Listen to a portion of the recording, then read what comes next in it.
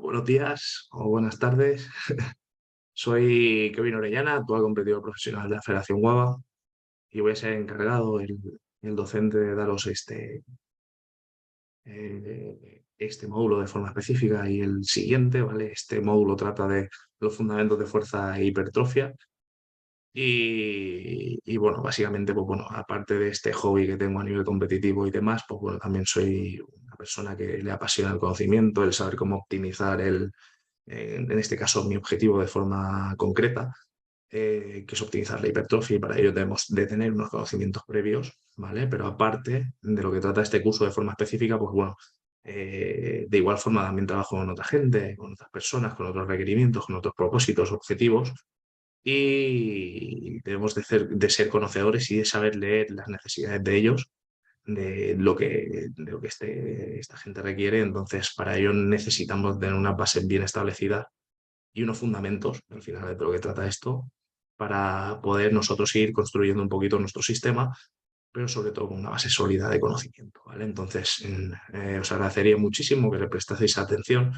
porque puede ser de bastante ayuda para vuestro futuro o para poder gestionar vuestros entrenamientos y entender el porqué de las cosas sobre una base sólida, sobre unos buenos cimientos, ¿vale? Entonces empezaremos por principalmente este módulo, lo dividiremos entre fundamentos de fuerza y posteriormente haremos una clase de fundamentos de hipertrofia, ¿vale? Esta sería la clase uno de fundamentos de fuerza, como os estaba comentando. Bueno, primero de todo empezaremos con la definición de fuerza. Pues bueno, es la capacidad para desarrollar un trabajo en movimiento, no tiene más. Dentro de nuestro ambiente eh, no tiene una explicación más compleja, ¿vale? Al final la fuerza es una habilidad que vamos desarrollando mediante el entrenamiento y produce una serie de adaptaciones anatómicas que nos facilitará el trabajo posterior para mantener posiciones o movilizar cargas o objetivos de este tipo, ¿vale? Ya veremos que la fuerza también es la base al principal de todo y el entrenamiento con pesas lo podemos aplicar en cualquier tipo de objetivo, obviamente, pues todo acondicionándolo y siendo conscientes de con qué sujeto estamos trabajando. ¿Cómo se produce la fuerza? Pues bueno, necesitamos saber un poquito de anatomía, fisiología, y esto es un concepto bastante básico de qué es el elemento dentro de nuestro cuerpo o qué es el conjunto de elementos dentro de nuestro cuerpo que producen esa fuerza o producen esa movilización de esas cargas y esas adaptaciones principales que son eh, cuáles son esos órganos, qué es lo que nos hace capaces de hacer esto, ¿no? Entonces aquí, pues bueno, de forma muy esquemática podemos visualizar uno de los primeros elementos que no tiene que ver todavía con la unidad motora, que sería la médula espinal, que es un componente del sistema nervioso central, el cual se ramificaría un nervio con este recubrimiento de mielina, ¿vale? Que es un recubrimiento que optimiza el paso de la corriente eléctrica, que es al final el medio que tiene la neurona de hacer el paso de la información.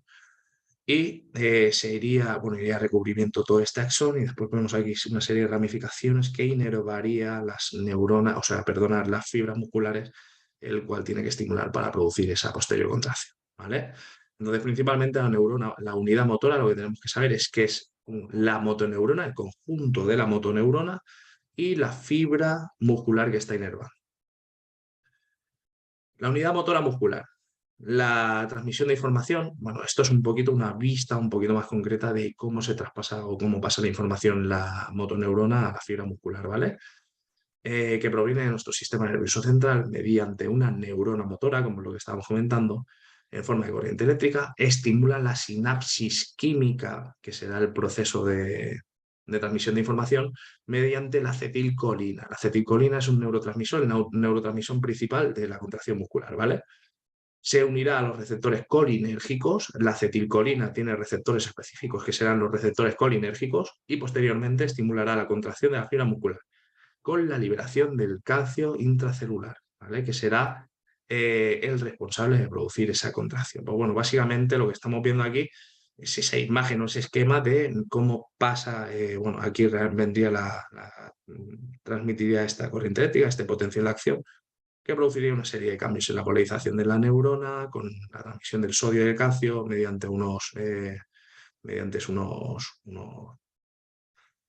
unos puentes de transmisión que hay a nivel de lo que es la membrana de la neurona.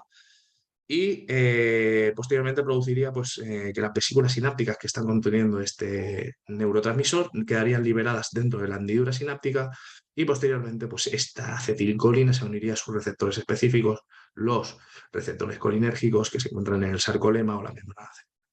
Y esto posteriormente pues, produciría esa contracción de la que estábamos hablando.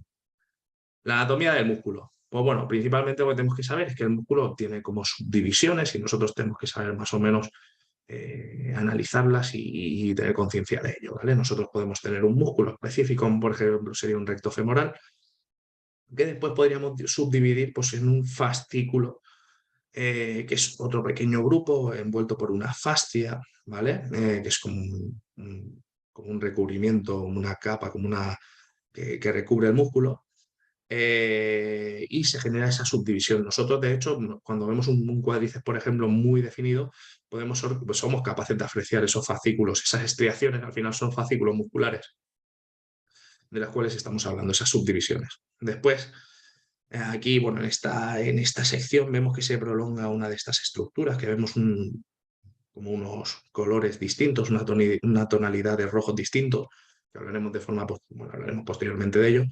Y vemos esta prolongación de la fibra que después, bueno, aquí se produce otro corte transversal y estamos viendo, pues bueno, que estos componentes de aquí, que son como fibras más pequeñas que se encuentran dentro de la fibra muscular, son llamados miofibrillas, ¿vale? Son elementos contráctiles que contienen esta especie de estructura que estamos viendo aquí en 2 dimensiones, que serían los denominados sarcolemas, ¿vale?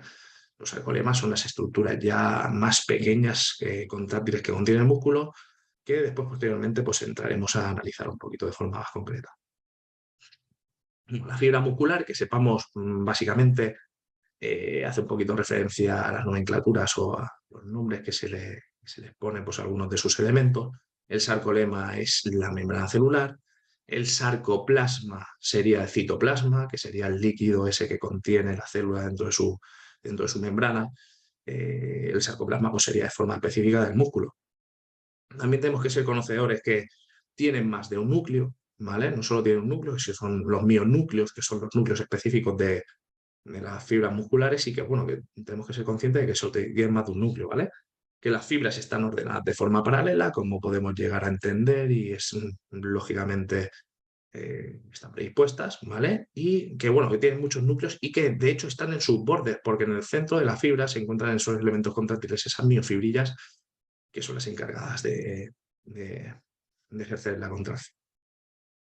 Bueno, también que considerar que dentro del sarcoplasma se encuentran las mitocondrias, que son unos orgánulos que lo que hacen, la principal función que tienen es la obtención de ATP, que es la moneda energética por excelencia dentro de nuestro cuerpo, ¿vale?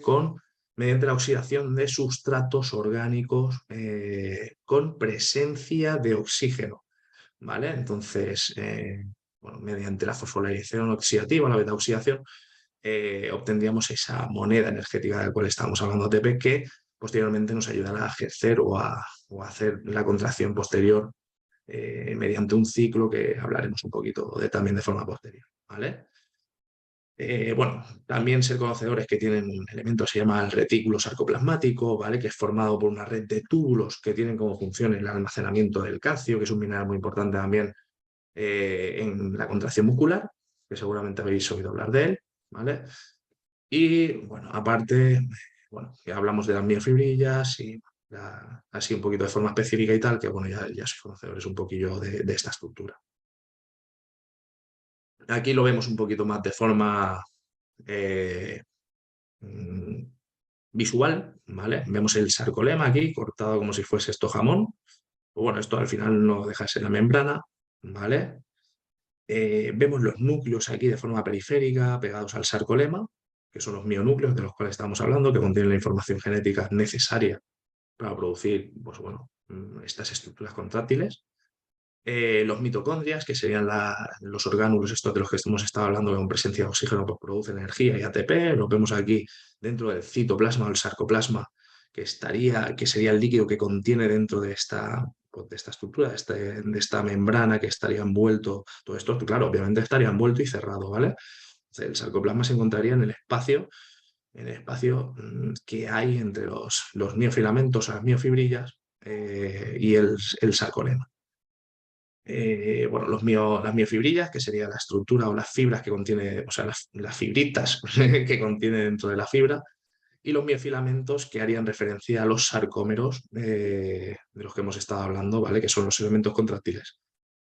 Después también ser conocedores que hay, bueno, una especie de túbulos T, que estos serían unas invaginaciones del sarcolema, que lo que hacen es optimizar el potencial de acción proveniente de la neurona para poder tener un acceso más sencillo a las miofibrillas que se encuentran, pues, en el centro y que no tienen un acceso pues, tan periférico, no se encuentran tan en contacto, para optimizar esta contracción de la que estamos hablando. Todo esto hablado de una forma bastante periférica, ¿vale? Para que tengáis o que lo entendáis de una forma sencilla.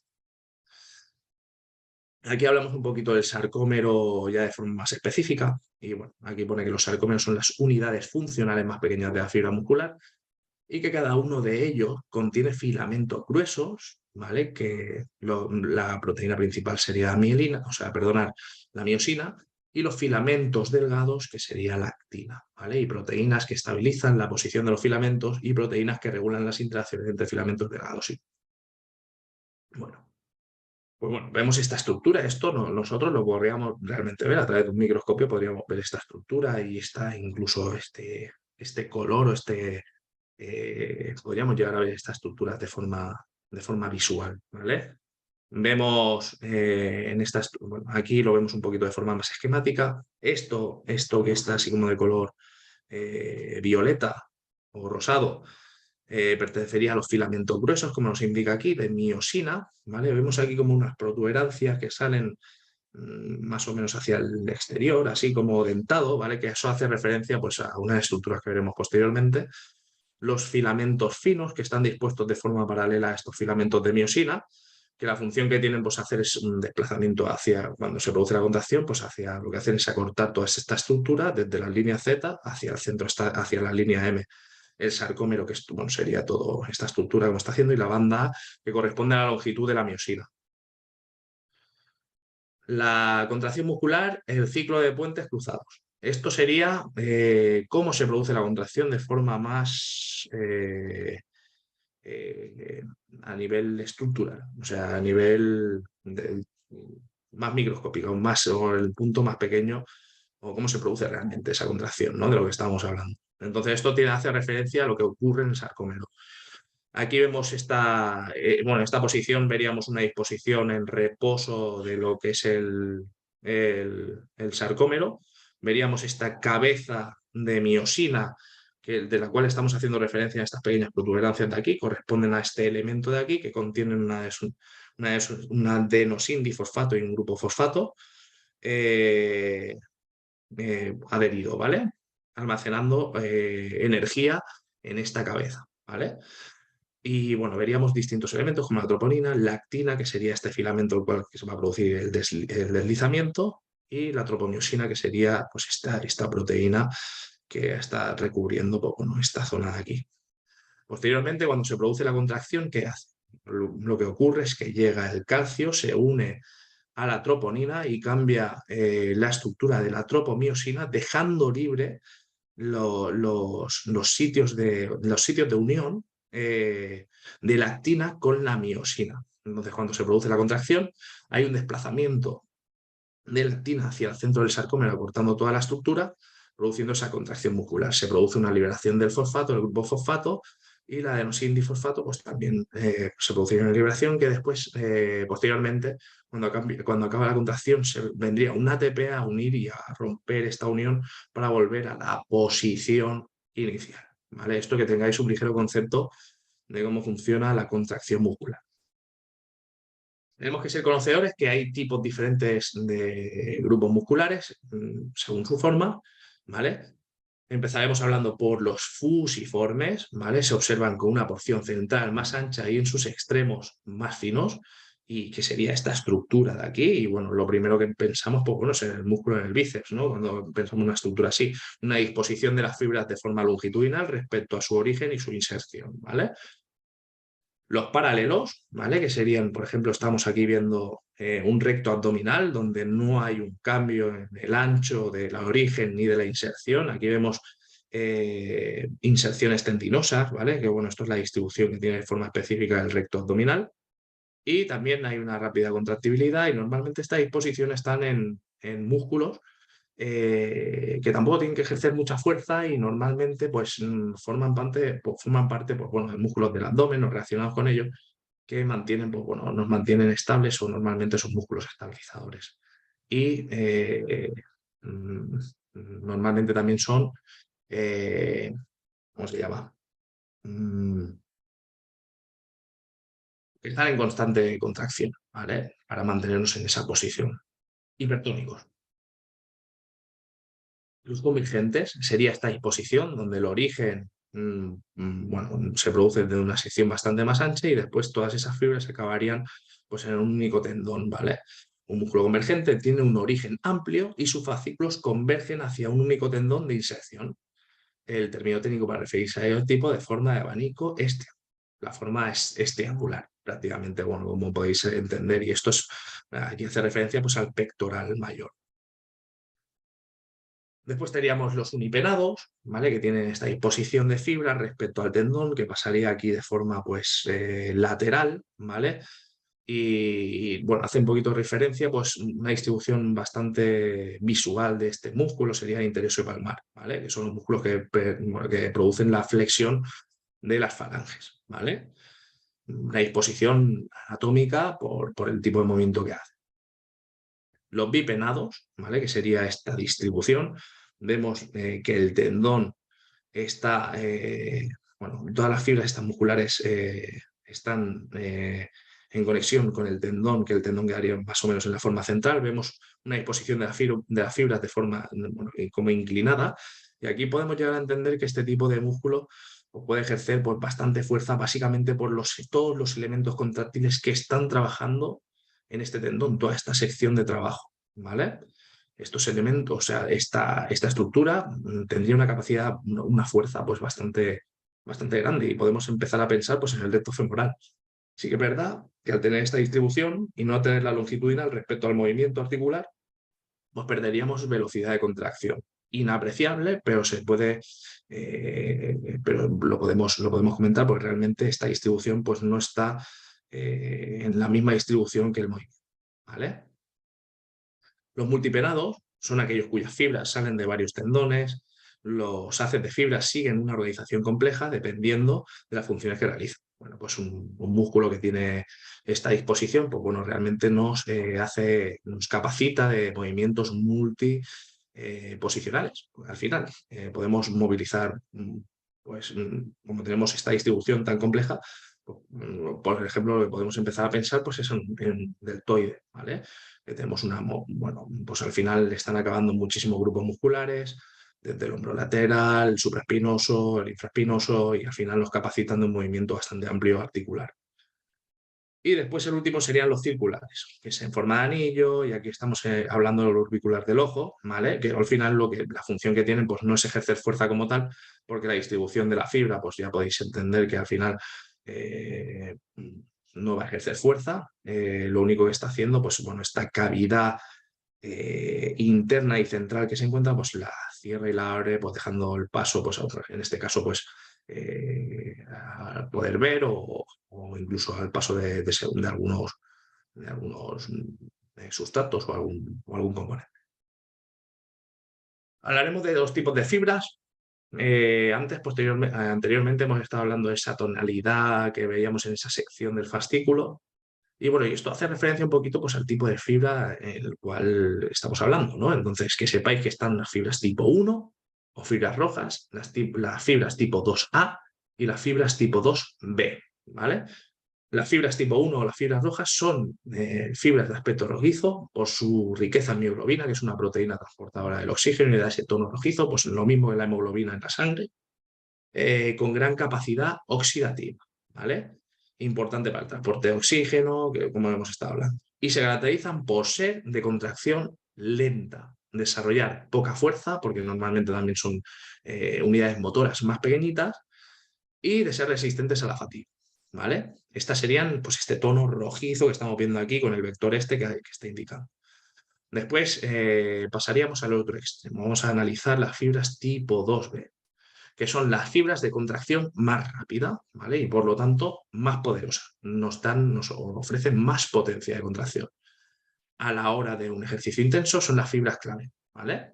Las fibras tipo 2B, que tienen menor capacidad oxidativa, no tienen tanta mioglobina, la energía proporcionada es por la degradación del glucógeno con la consiguiente acumulación del lactato, ¿vale? Que esto es cuando hablamos de ácido láctico y produce pues, esa fatiga muscular y demás, ¿vale? Al final sería una de los principales sustratos energéticos y sobre todo trabajan pues normalmente en ausencia de oxígeno por el proceso catabólico de testosterona. Las fibras tipo 2A pues serían unas fibras intermedias, como podemos llegar a intuir, ¿vale? Y encima tienen una capacidad de adaptación dependiendo del entrenamiento del estímulo que nosotros le estemos dando de forma externa, ¿vale? Nosotros podemos declinar este tipo de fibras hacia las tipo 1 o hacia las tipo 2B porque tenemos ese proceso de adaptación o esa capacidad de adaptación respecto a las mitocondrias y esto también podría influir en la cantidad de mioglobina y podríamos pues, obtener un músculo o más resistente o más potente. Aquí tenemos una pequeña tabla también haciendo referencia a lo que estábamos hablando. Pues las tipo 1 son de diámetro pequeño, estructuras unidades motoras pequeñas, intermedias las tipo 2A, que son las que se encuentran, las tipo 2B, que son pues, unidades más grandes, con una hipertrofia, una capacidad hipertrófica más grande, porque realmente pues, requieren de más potencia y eso pues, tiene que ver también un poquito con la estructura. El contenido de mioglobina, que era el tono rojizo, pues con las tipo 1 era contenido alto, intermedio las tipo 2A y bajo las tipo 2B.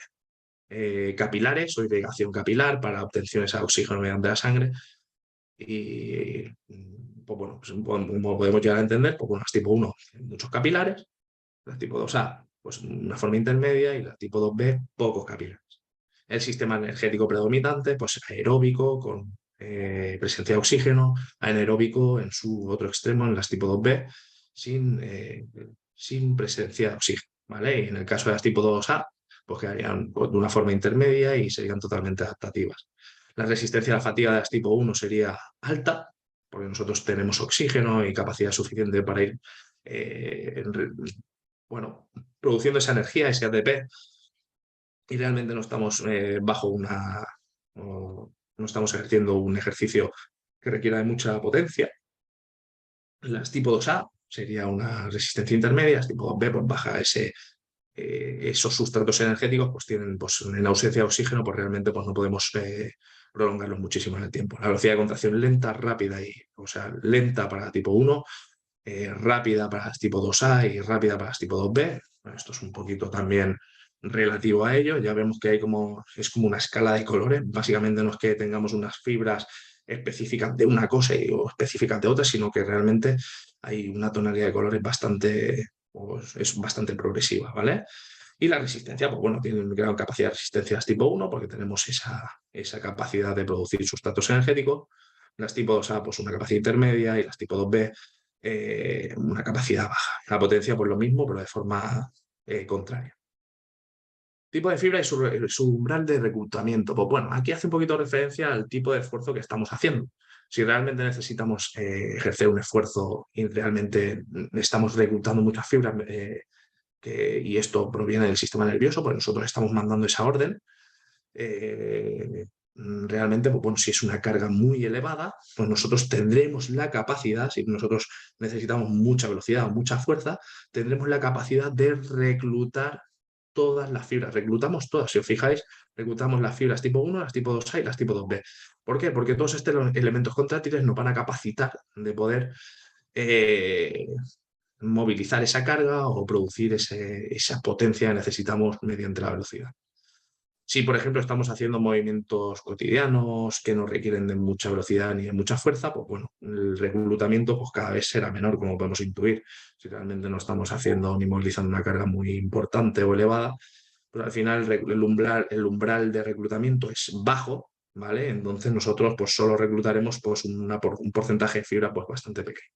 Y en este caso pues serían las fibras tipo 1, que son las unidades, las motoras más pequeñas, que como dice Hahnemann, las unidades motoras más pequeñas son las primeras en estimularse y las unidades más grandes, pues bueno, requieren de un umbral de reclutamiento. Bueno, realmente tienen un umbral de reclutamiento más elevado, pues cuesta más reclutarlas y necesitamos una carga superior. Y por ello, pues, Hahnemann dice que eso, que las unidades motoras más pequeñas, y en este caso serían las fibras tipo 1, son las primeras en reclutarse y así de forma progresiva hasta alcanzar pues, las fibras más grandes y cuando realmente lo requerimos.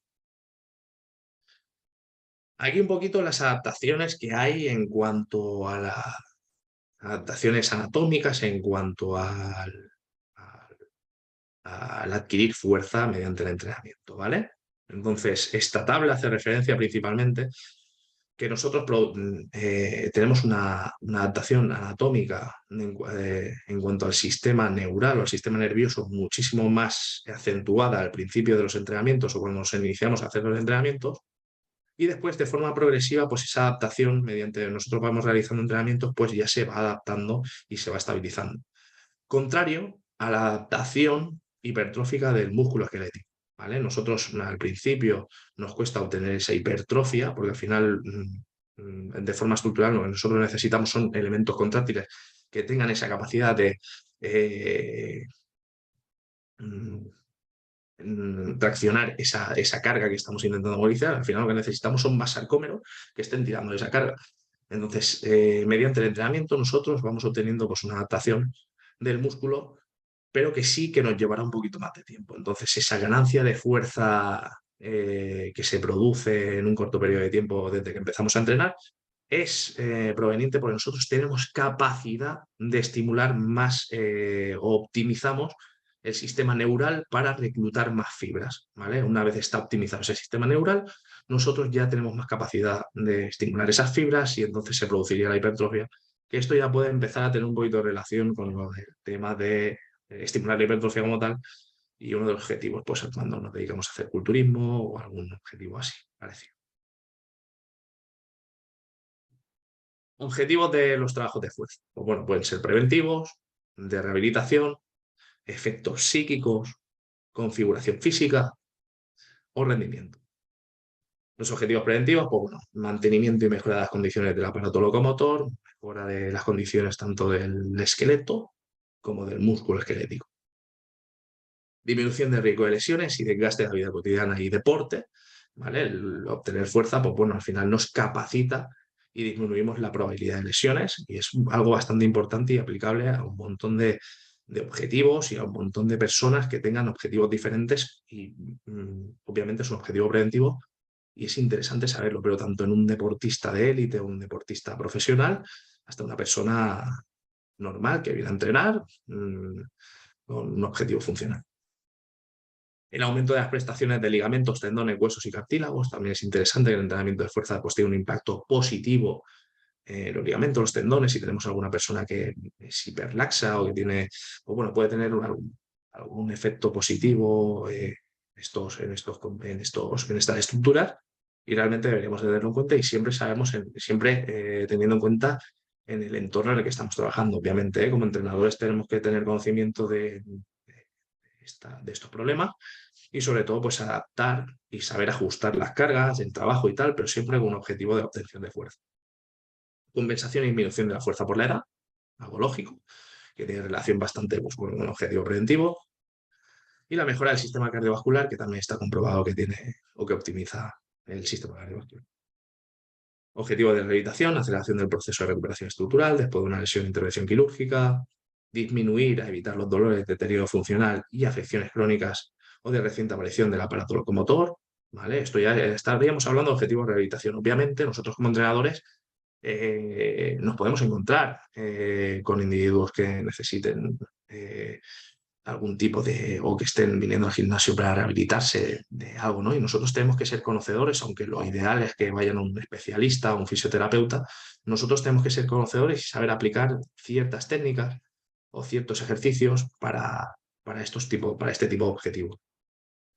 Y la aceleración de recuperación de rendimiento y habilidades deportivas derivadas como resistencia, velocidad y flexibilidad. Hemos estado hablando de la fuerza, pues bueno, al final es la base de todo, ¿no? Y también forma parte de la rehabilitación, pues a lo mejor en este apartado de deportistas, pues de profesionales o que se dediquen a hacer algún, o que sean realmente ya avanzados. Efectos psicológicos.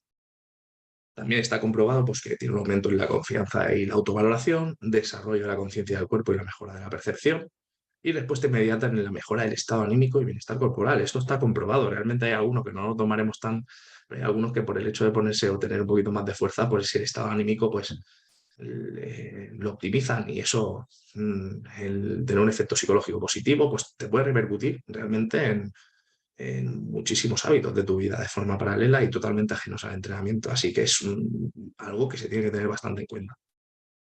Y la configuración física, pues bueno, la fuerza como base para aumento de masa muscular, hipertrofia, que esto ya lo sabemos, como base para todo. Al final la fuerza, el entrenamiento de fuerza de alta intensidad como base para disminución del porcentaje graso. También sabemos que el entrenamiento de fuerza tiene un impacto bastante positivo en cuanto a disminución del porcentaje graso. Y el entrenamiento de fuerza como base para el aumento de peso corporal. También hay que, realmente si nosotros buscamos un aumento de peso corporal, por lo que sea, es evidente que la masa muscular es bastante más densa que la grasa. De hecho, nunca nos va a interesar coger porcentaje graso, pero la masa muscular sí. Y también tiene un impacto pues, positivo en desde este punto de vista si realmente nos interesa coger peso corporal.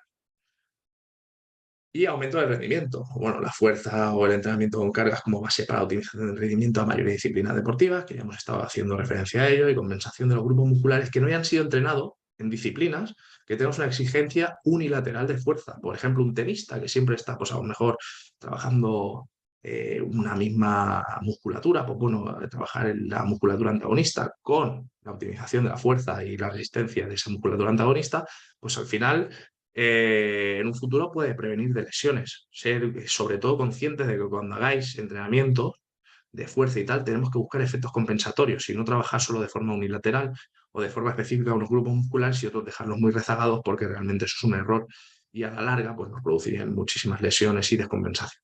¿Vale? Ser conscientes de ello también. Bueno, la fuerza, la potencia y la velocidad. Pues al final, aquí estamos hablando, vamos a hablar de forma específica de las fibras tipo 2B, que son las encargadas de ofrecernos potencia, y para ello necesitan de velocidad y de fuerza, ¿vale? Al final la potencia es el resultado de la fuerza por la velocidad, ¿vale? La potencia mecánica es la relación que hay entre la fuerza y que se ejerce entre un objeto en función a la velocidad que se le aplica.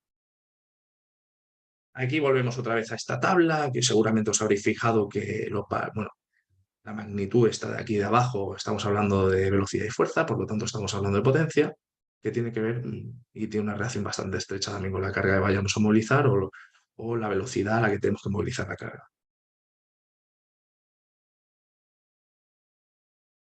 Y aquí hablamos un poquito de esto, ¿eh? Podemos determinar que las fibras tipo 2A y las tipo 2B nos ofrecen potencia, lo que estaba hablando, ¿eh? Y tanto un trabajo de velocidad como de fuerza estimulan las fibras a un mayor desarrollo para poder afrontar futuros esfuerzos y perder. O sea, estamos hablando también de adaptación. Por ejemplo, en los 100 metros lisos, la resistencia que debemos de vencer es nuestro peso y la resistencia al aire. Al final estamos trabajando aquí con una carga, aunque sea una autocarga, ¿vale? O un peso o el peso o el propio peso corporal. ¿Le damos velocidad a la carga o ejercemos fuerza sobre ella para generar potencia y ejecución? Pues bueno, aquí como podéis llegar a entender, a lo mejor el primer impacto en la arrancada sí que se produce un impacto de fuerza, pero es muy momentáneo y realmente lo que tiene que hacer Usain Bolt es mantener la velocidad de la carga, la velocidad, mantener a una velocidad estable la carga de su cuerpo y en contra también de la resistencia del aire que le está impactando, ¿vale? Entonces realmente está dándole mucha velocidad a esa carga y realmente está trabajando una potencia muy alta con esa carga y por supuesto, pues también estamos obteniendo ese estímulo de esas fibras tipo 2B, que hemos dicho que también tenían una capacidad de hipertrofia superior, y estamos, bueno, independientemente de que este hombre pues también entrena de forma específica un poquito estos grupos musculares, pues vemos que realmente al final la base de entrenamiento pues es la fuerza-velocidad y vemos pues también pues un impacto en cuanto a hipertrofia y adaptaciones desde este punto de vista. Entonces eso nos puede llegar a hacer, sabemos que un velocista tiene un cuerpo totalmente diferente y una anatomía totalmente diferente a una persona que hace maratones, ¿vale? O carreras de resistencia o larga resistencia, ¿vale? Y deportes de este tipo, que al final las adaptaciones musculares pues son No hay una adaptación o una hipertrofia tan considerable como, por ejemplo, podemos observar aquí.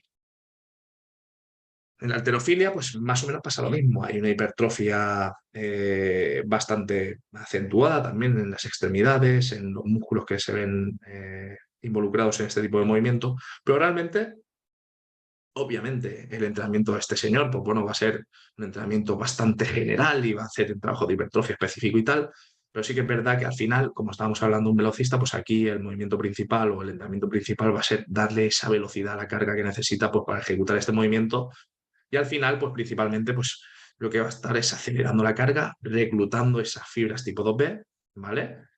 Y pudiendo realizar, pues, y obteniendo esas adaptaciones anatómicas para poder realizar este movimiento. En este caso, ¿a qué velocidad estamos desplazando la carga? Pues bueno, aquí la estamos desplazando muy lento, pero también estamos trabajando a una potencia muy alta, porque realmente la carga es muy grande y obviamente no podemos darle esa velocidad y tenemos que ejercer fuerza, ¿vale? Entonces estamos trabajando a una potencia muy alta porque este señor tiene una capacidad de ejercer fuerza bastante elevada por la musculatura y la hipertrofia que está, o que ha desarrollado. Ya vemos que aunque tiene la hipertrofia y fuerza, el desarrollo de fuerza tiene una relación bastante estrecha, obviamente, con el entrenamiento, como estamos hablando, también con la alimentación, pero ya vemos que las adaptaciones anatómicas aquí, si nos declinamos por generar un poquito más de fuerza y no tanto en la velocidad, pues parece que la hipertrofia pues tiene una tendencia pues a acentuarse un poquito, ¿no? Y eso también es bastante interesante para después poder aplicar entrenamientos específicos de hipertrofia. Bueno, aquí hablamos también un poquito de la potencia, no de la hipertrofia, sino de la capacidad de potencia que nosotros que podemos realizar con X movimiento, ¿vale? Y que sepamos que, bueno, interpretar un poquito esta tabla, que contra más velocidad, menos fuerza, o sea, contra más velocidad damos una carga, cuando ya hemos acelerado esa carga, menos fuerza estamos ejercitando sobre ella, eso es totalmente lógico, y pues, aquí veríamos una sección, un área, que representaría la potencia que estamos trabajando, y aquí pone, nos especifica que estamos trabajando una potencia baja, ¿vale? Lo mismo ocurriría si trabajamos a una fuerza muy alta, pero realmente a ver, estamos dándole potencia porque hay una sección bastante elevada y contra más fuerza trabajemos, aunque se disminuya mucho la velocidad, pues obviamente obtendremos más sección. Pero como estamos viendo aquí, también trabajamos a una potencia baja porque realmente la velocidad es baja. Realmente donde obtendremos más potencia de ejecución es a una velocidad media o una carga media. ¿Vale? Esto también es interesante porque esto posiblemente podría ayudar también a hipertrofiar y a estimular un poquito más las fibras tipo 2B y las tipo 2A, a ayudar a que se adapten un poquito más a esta anatomía de las tipo 2B, que son sus hermanas, y poder obtener esas adaptaciones y esa habilidad y esa estructura que buscamos y es el objetivo. Aquí también hablamos un poquito y hacemos referencia un poquito a las cargas. Como podemos observar, la capacidad de retener una carga de forma isométrica. Estamos hablando de retener una carga sin movimiento de la estructura, sin movimiento de las fibras, sin contracción ninguna, sino manteniendo una posición estable. En la contracción parcial, que sería la de aquí, es donde más capacidad de fuerza tenemos. Esto como cuando vamos a comprar una botella de agua, que parece que siempre vamos con los brazos como medio, como medio flexionados, y dirás, ¿por qué? Si me canso más. Pues realmente porque tenemos más fuerza. Tenemos más fuerza y automáticamente pues nosotros adquirimos esa posición. Porque si nosotros los brazos los destensamos, obviamente si la dejas caer, no, ¿no? Pero si mantienes una semiflexión, pero en mucho menor grado, pues la percepción de esa carga pues sería mayor, al igual que si vamos con los brazos totalmente flexionados con esas botellas o con lo que llevemos. Entonces, que seamos conscientes que también dónde tenemos más capacidad de desarrollar fuerza, pues en la mitad del recorrido de un cool concentrado en un banco Scott, ¿no? Que eso ya lo notamos. Después, al final, obviamente es un poquito más fácil porque la carga o la disposición de la carga se alinea con lo que sería el radio del cúbito y con la gravedad, pero realmente donde menos nos cuesta es a mitad del movimiento. Y entonces esto hace un poquito de referencia a esto, que sepamos que tenemos más capacidad de fuerza en ejercicios donde no tengamos que llegar ni al máximo estiramiento ni a la máxima contracción. Entonces ya empezamos a hablar un poquito de ejercicios básicos y demás, ¿vale? Que también que tenemos que ser conscientes de eso. Aquí también pues, hace un poquito de referencia pues, a la capacidad de fuerza que nosotros podemos desarrollar dependiendo del movimiento. Aquí es que le estamos dando movimiento y bueno, aquí empieza a hablar porque nosotros tenemos un control de la carga superior, porque al final el poder desarrollar fuerza es un control de la carga a una velocidad superior en un movimiento céntrico y de forma contraria pues disminuiría la fuerza contra más velocidad le demos a un movimiento concéntrico. Esto también hace relación un poquito a todo esto, ¿no? En excéntrico tenemos más fuerza y esto seguro que lo entendéis, en relación con la velocidad, en un movimiento concéntrico, pues tenemos una fuerza un poquito más limitada, lógicamente. También que sepamos que dependiendo, y esto hemos hecho referencia un poquito antes, que dependiendo de la disposición de las fibras musculares, pues bueno, habrá músculos como por ejemplo los multipenados o los bipenados por la disposición y la gran cantidad de fibras que acaban o que se insertan en ese tendón para realizar ese movimiento, pues bueno, como hay tantas fibras, pues realmente tendrá una capacidad, una fuerza superior que si, por ejemplo, estamos trabajando con músculos paralelos o unipenados que realmente no tienen que o no ejercen de una fuerza o no dispondrán de una fuerza tampoco tan acentuada como, por ejemplo, estos grupos musculares. ¿Vale? El convergente también tiene una disposición bastante grande. Lo que pasa es que, bueno, bastante limitado también por la extremidad. Ya sabemos que muchas veces hay roturas de tendón y lesiones relacionadas con esta sección de aquí. Así que ya empezamos a entender que cuando tenemos, pues, son zonas pues, bastante lesivas, sobre todo si no sabemos ejecutarlo bien, si no hemos calentado bien. Y además que, bueno, también es un músculo pues, que tiene una capacidad pues, de ejercer o de movilizar cargas bastante grande. Tener cuidado con los máximos estiramientos porque aquí se pueden producir lesiones y sobre todo con cargas muy elevadas. Y los circulares, pues bueno, aquí estamos haciendo referencia al músculo que rodea la boca y, pues, bueno, que al final es lo que estamos hablando, que lo que hace es, pues, dejar el paso o cerrar, obstaculizar el paso de elementos, sustancias o algún componente, ¿vale? ¿Cómo podemos evaluar la fuerza? Pues bueno, para ello tenemos el 1RM. Llamamos en repetición máxima 1RM a la resistencia específica que permite realizar únicamente una repetición en una serie de un ejercicio concreto realizándolo con una técnica magistral. ¿Vale? Entonces, si no lo hacemos con una buena técnica y no lo movilizamos cómodamente, realmente no estamos capacitados para movilizar esa carga. Pero bueno, también tiene sus riesgos, ¿no? Entonces, y realmente muchas veces, incluso hasta los deportistas que llevamos bastante tiempo, pues bueno, nos podemos ver bastante limitados para realizar una 1RM.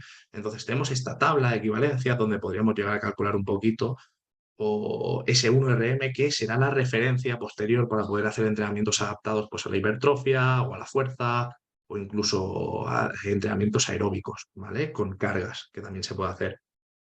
Y es una prueba, lógicamente, no recomendada para principiantes. Si no tenemos la técnica y no tenemos la costumbre de entrenar con grandes cargas, obviamente puede ser muy lesivo y puede ser catastrófico para una persona que realmente no maneja o que no sabe manejar una carga. Esto hoy en día se trabaja con cargas muy elevadas, no hace falta llegar a un RM o hacer este tipo de pruebas para darte cuenta de que hay muchísimas malas ejecuciones hoy en día y que sobre todo tenemos que hacer mucho hincapié como entrenadores y profesionales a que las cargas se tienen que ajustar pues a la experiencia de cada una de las personas. ¿Vale? Aquí, bueno, haremos un pequeño ejemplo, un individuo que dispone de movilizar una carga por encima de las cargas con las que normalmente suele trabajar, logra hacer 3 repeticiones con 200 kilos, hacer más o menos números limpios, en sentadilla libre. ¿Cuál sería su 1RM? Pues lógicamente nosotros vamos a coger, simplemente tenemos que dividir la carga que hemos movilizado entre el coeficiente que corresponde al número de repeticiones. Nosotros cogeremos el 3 repeticiones máximas, que es lo que ha hecho con 200 kilos, y lo multiplicaremos, aquí lo he puesto dividiendo, pero no tiene que ser dividiendo, tiene que ser multiplicando. Son 200 kilos por 0,9 y el resultado serían, pues ese 1RM correspondería pues a 222 kilos, 220 gramos, que los 220 gramos no los carguéis, no hace falta.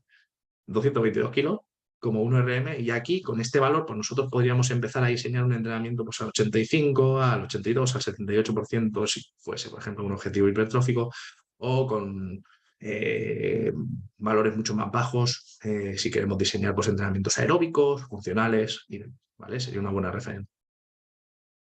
Bueno, aquí también hacer un poquito de referencia al sistema de obtención de energía, sobre todo cuando realizamos entrenamientos de fuerza. Entonces, hace referencia a que hay 3 tipos o métodos de obtención de energía para la realización de forma general de cualquier movimiento, independientemente de su intensidad, ¿vale? Y nosotros, pues bueno, cuando realizamos un ejercicio de fuerza, si os fijáis aquí, ¿vale? O corresponde a esta sigla de aquí, que sería el adenosíntrifosfato o fosfocreatina, ¿vale? Serían los componentes en el cual nosotros obtenemos esa energía para poder ejecutar un ejercicio de fuerza específico, como tal, fuerza específico como tal, ¿vale? Ausencia de oxígeno, ¿vale? Y que normalmente, pues estos ejercicios, seguramente, si realmente lo hacemos con una intensidad alta, superando ese 90%, no vamos a superar pues los 10 segundos, 15 segundos que corresponderían más o menos con esta sección de aquí, y vemos pues, bueno, que ya tiene un impacto pues, bastante importante mediante, o la obtención de energía la obtenemos mediante estos sustratos de aquí. ¿Vale? Un ejercicio de fuerza objetivo puro, de ganancia de fuerza, no excederá los 10 segundos de tiempo, como os estaba comentando. Como ya sabemos, requiere grandes cargas y será de corta duración. ¿Vale? La principal moneda energética será el ATP fosfohidratina, como estábamos hablando. Entonces ya podéis empezar a tener también una relación con ello, ¿no? Y sobre todo si hacéis algún curso de nutrición específica que también impartimos aquí, pues bueno, es bastante interesante que tengáis conocimiento de ello, ¿vale? Aquí hace un poquito relación a cómo podemos obtener rendimiento en un entrenamiento de fuerza específico y algo que es bastante interesante y que sobre todo hay mucha gente que no tiene muy, muy claro, y sobre todo yo cuando empecé a entrenar también cometí bastante este error. Es que yo, por ejemplo, hacía los periodos de descanso muy cortitos, muy cortitos. Y realmente, pues bueno, me interesa hacerlos largos para poder desarrollar rendimiento, para poder desarrollar un ejercicio de fuerza como es conveniente, con las máximas prestaciones y sobre todo con las máximas adaptaciones posteriores. ¿Vale? Entonces, aquí este estudio hace referencia, bueno, a analizar, ¿vale?, la relación que hay entre intervalos de descanso corto y largos en relación a los objetivos de ganancia de fuerza e hipertrofia. También empezamos a hablar aquí un poquito de hipertrofia, he dicho que teníamos una relación bastante estrecha, pero bueno, vamos a centrarnos un poquito en la fuerza en este caso, ¿vale? Y fueron reclutados 23 hombres de entre 18 y 35 años, libres de trastornos neuromusculares, bueno, en mismas condiciones prácticamente, sin uso de ayudas ergogénicas y experimentados en entrenamiento con cargas. Obviamente, si vamos a realizar ejercicios de fuerza específico, pues ya hemos dicho que interesaba que tuviesen un poquito de experiencia. Se dividieron en dos grupos, realizando varios ejercicios de fuerza, 12 individuos para realizar descansos cortos, descansos sin adquirir ese rendimiento posterior para la siguiente serie, de 1 minuto, y 11 individuos para realizar descansos de 3 minutos, que serían los long o los descansos largos, ¿vale? Y los resultados fueron estos. Como vemos aquí en estos círculos, pues bueno, podemos empezar a intuir que, por ejemplo, en un RM de un press banca, antes del entrenamiento de media, pues tenían 93,4 kilos y posteriormente, después del entrenamiento, pues se consiguió alcanzar unas cargas de 105,2 y unas adaptaciones pues importantes, ¿vale? Bueno, y aquí pues pasaría al contrario, con un descanso pobre, sin adquirir ese rendimiento posterior y sin obtener ese estímulo que necesitamos para el desarrollo de la fuerza, pues vimos unas adaptaciones pues, bastante más reducidas, ¿no? De 94,2 a 98,1 kilos de adaptación. Entonces pues, vemos que hay pues, una adaptación bastante más acrecentada, pues en este caso con descansos largos, al igual que en una sentadilla, ¿vale? De 118 a 136 y aquí en este caso de 119 a 128 kilos de media. Esto nos hace llegar a pensar que nosotros, antes de hacer un ejercicio de fuerza específico, de hipertrofia también lo hemos visto, pero de fuerza específico, debemos descansar correctamente y estar en las mejores condiciones para poder afrontar esas. Y bueno, aquí hace un poquito referencia a eso. También remarcar que para evitar lesiones, pues obviamente si nosotros vamos a hacer un ejercicio con grandes cargas, pues si no estamos totalmente recuperados, obviamente tenemos una probabilidad superior de poder caer en una lesión, ¿vale? Y sobre todo ser conscientes de ello. Y si estamos trabajando por encima del 90, o sea, del 90% de 1 RM y demás, ¿vale? Entonces, antes de todo, bueno, aquí hacemos un poquito referencia a cómo se tiene precauciones a tener en cuenta antes de realizar un ejercicio de fuerza, ¿vale? También es importante y sobre todo como entrenadores tenemos que tener en cuenta sobre todo esto y tenerlo entre ceja y ceja y sobre todo cuando nos dispongamos a, pues, a entrenar a gente, ¿vale? Antes de todo, como en todos los ejercicios prácticamente, y esto es algo común que os vais a encontrar en todos los ejercicios, en algún caso esporádico a lo mejor no es el principal objetivo, sería tener conocimiento suficiente sobre la ejecución y haber adquirido la técnica suficiente para la realización de dicho ejercicio, sobre todo en fuerza, si no volvemos a caer en ese peligro de caer en una lesión y demás, ¿vale? Encontrarse totalmente recuperado del anterior serie de entrenamiento, descansos largos, como hemos estado hablando, como he estado corroborando y confirmando con ese estudio que hemos estado analizando hace un momento, proteger en medida de lo posible todas las articulaciones involucradas, que prueben nuevas marcas o que comprueben nuevas 1RM, ¿vale? Si nosotros no estamos, obviamente, obtenemos, como hemos estado hablando antes, también obtenemos adaptaciones a nivel del tejido articular y tendinoso y ligamentoso, ¿vale? Pero sí que es verdad que si nosotros vamos a obtener o vamos a intentar movilizar nuevas marcas, pues obviamente vamos a ser prevenidos con esto y vamos a intentar cubrirnos en medida de lo posible, ¿vale? Y sobre todo si realizamos un RM y demás. Hasta que no vemos que nos superamos esta marca con creces, pues realmente desde mi punto de vista, a nivel personal, yo no soy partidario de utilizar protecciones, y además tampoco es mi objetivo principal, pero sí que es verdad que cuando se utilizan o se prueban nuevas marcas o un RM, sobre todo tenemos que ser muy precavidos desde este punto de vista y a nivel articular, ¿vale? Es muy interesante e importante que lo sepáis, que lo tengáis en cuenta. También es conveniente la supervisión de compañeros durante el ejercicio, lógicamente, ¿vale? Si vamos a hacer un ORM, pues siempre puede ocurrir algo, ¿no? Estamos arriesgándonos, ¿no? Quien no arriesga no gana, también dicen, no, pero que sí que es verdad que, oye, si tenemos compañeros que nos estén ayudando, pues esto nos vendrá bastante bien y nos dará seguridad, sobre todo si se produce algún tipo de fallo con cargas tan elevadas que no debería de producirse porque es bastante peligroso. Y obviamente, pues volvemos a remarcar como entrenadores que si viene algún principiante y se lía a meterle discos a la barra, pues oye, saber analizar eso y decir, ese ejercicio no es para ti, eso no te conviene y puedes lesionarte, ¿vale? Entonces no es apto para principiantes, ya necesitan un tiempo de adaptación, práctica, comprensión de la técnica, ¿vale? Y haber atravesado un periodo de entrenamientos más funcionales para poder ejercer un entrenamiento en condición. Pues bueno, os agradezco que hayáis estado prestando la atención, espero que os haya servido de utilidad y nada, nos vemos en la siguiente clase en fundamentos de hipertrofia de forma más específica y espero que os haya gustado y nada, y a ver si le dais un repasillo y nos vemos pronto.